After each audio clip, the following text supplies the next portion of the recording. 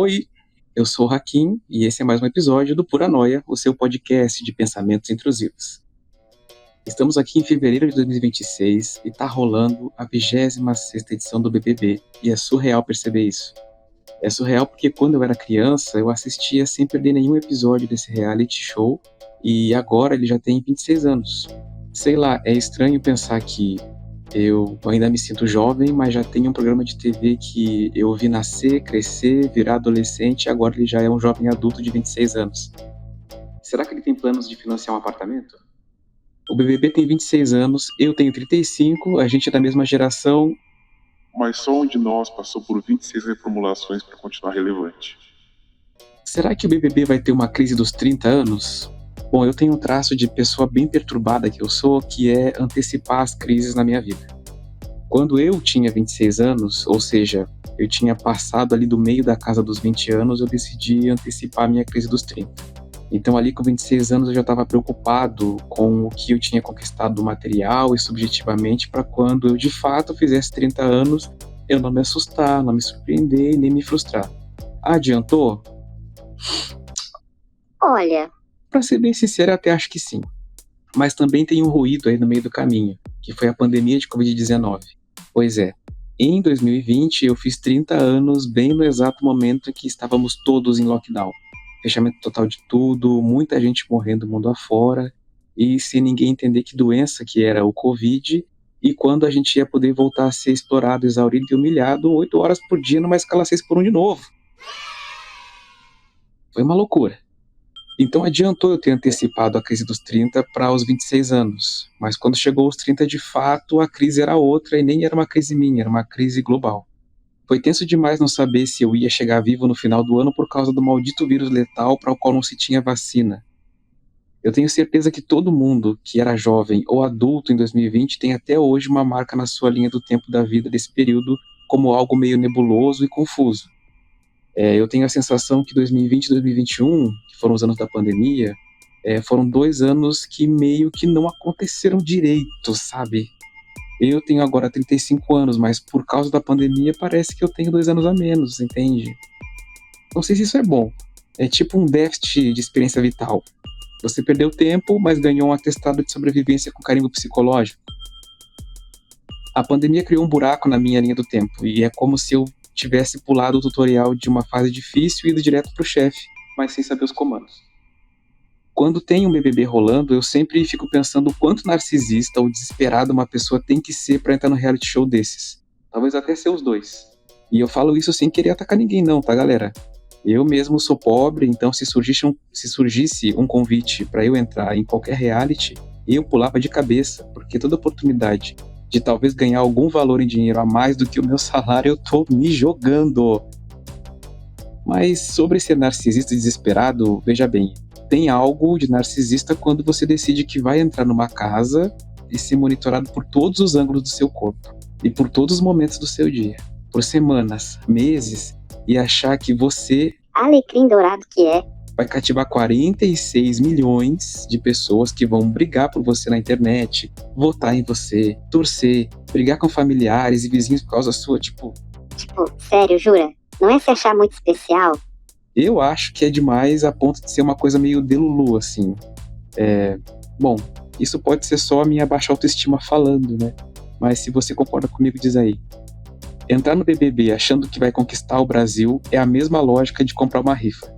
A probabilidade matemática está totalmente contra você, mas a fantasia de ser escolhido é muito mais forte. Pois como se vê, tem gente que entra no BBB e em poucos dias ou até horas derrete a própria carreira. Aqui fora as pessoas vasculham a vida, descobrem vários podres, ou seja, se não tem algo de narcisismo muito forte aí, eu não sei o que pode ser.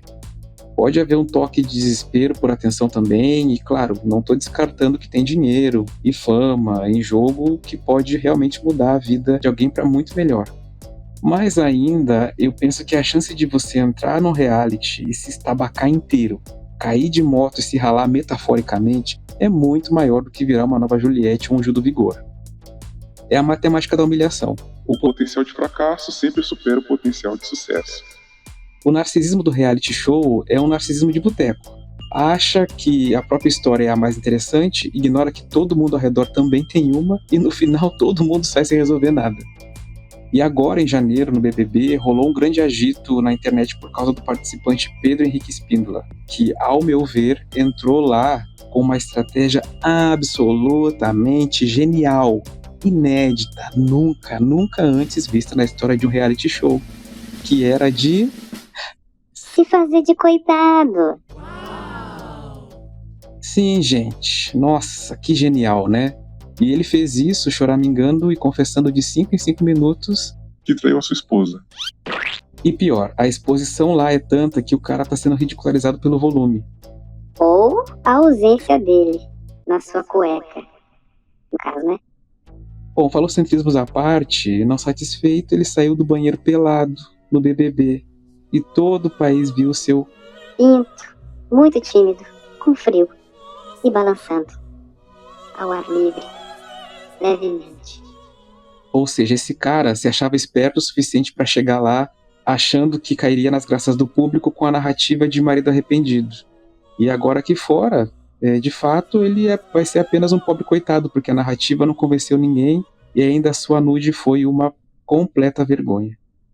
Fora que ele assediou uma mina lá dentro também, esse aí se encalacrou até o topo da cabeça. A estratégia do coitadismo no reality é como tentar apagar um incêndio com gasolina. Pode gerar um clipe momentâneo, mas o prejuízo é estrutural. O pior é que ele estava confinado com o abençoado do Jonas Sulbach, não sei como pronuncia o sobrenome dele, que já é um cara conhecido na internet, já é um veterano do BBB, porque participou de outra edição, e além de ser um cara modelo, ele ficou muito famoso porque num dado momento ele exibiu na internet os seus abençoados 22 centímetros de cajado. É pra pisar no Pedro Henrique, né? Que contraste cruel. Meus noiados, muito cuidado com seu narcisismo exacerbado, porque ele pode te colocar em roubadas que depois você não tenha culhões pra bancar. Se é que vocês me entendem, né? Gente, desculpa a piada infame e falocêntrica, mas é que às vezes a zorra total dentro de mim, ela fala mais alto. E já que estamos falando de idade, maturidade BBB, nossa, esse Jonas 22 centímetros está sendo muito criticado lá dentro da casa e aqui fora também, por causa dos seus comportamentos bem infantilizados.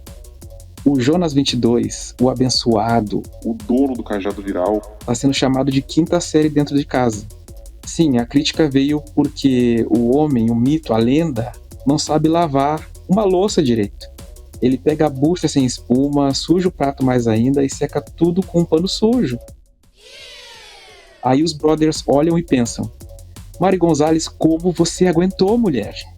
Mas não para por aí. O homem de 39 anos também foi acusado de homofobia depois de uma discussão onde ele chamou Juliano Floss de loirinha e infanto-juvenil.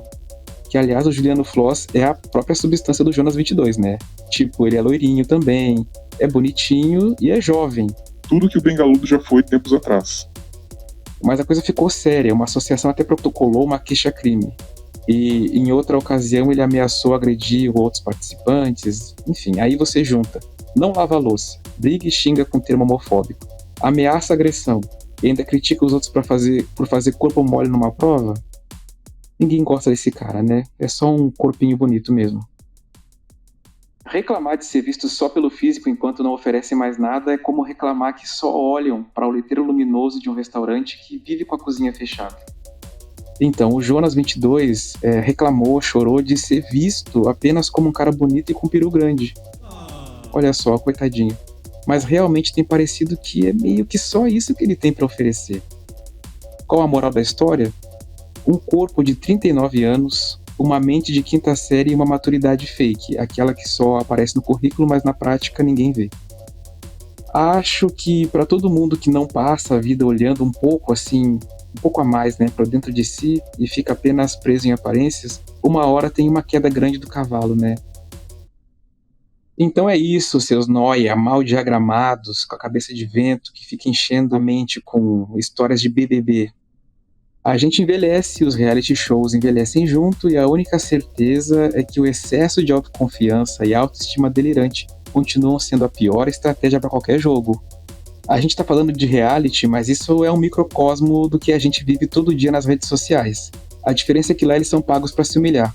Aqui a gente faz de graça, por hobby e com a esperança de que um dia vai ganhar algum dinheiro com redes sociais. É claro, a não ser que o jogo seja justamente se queimar em rede nacional. Aí, parabéns, você venceu o troféu vergonha alheia perpétua. Curtiu esse episódio? Acho bom que tenha gostado mesmo, porque deu muito trabalho fazer, tá? Então é aquilo, se isso aqui foi a sua terapia de custo zero, pague a consulta curtindo, compartilhando, enviando no grupo do Zap daquele seu primo chato. Me segue também em todas as redes sociais, com @HakinBR, lembrando que é Hakim com 2 As. Para mais dessas análises que não servem para nada, mas aliviam tudo. Esse foi mais um episódio do Pura Noia. Eu sou o Hakim, um grande beijo e até a próxima.